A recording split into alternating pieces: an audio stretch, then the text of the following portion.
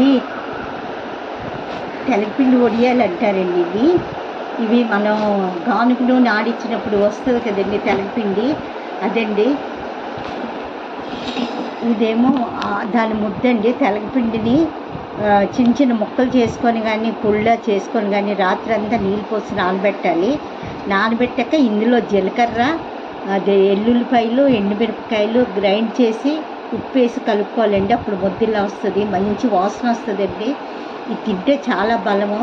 ఈ ఎండలో ఎండబెట్టడం వల్ల 5-6 నెలలు ఉంటాయండి పాడవకుండా. మన రోజు పప్పుచారులో కానీ పెరుగన్నంలో కానీ నంచుకోవచ్చు. ఇదిగోండి ముద్దని వడియాలు ఎలా పెడతానో చూడండి. ఈ వీడియో చూసాక లైక్ చేయండి, షేర్ చేయండి, సబ్స్క్రైబ్ చేయండి. చాలామంది చూస్తున్నారు కానీ సబ్స్క్రైబ్ లైక్ చేయట్లేదు, చెయ్యండి. ఇదిగోండి వాటర్లో చెయ్యి ముంచుకొని ఇంత ఉండలు చేసుకొని అరచేతి మీద ఇలాగని ఇలా పెట్టాలండి.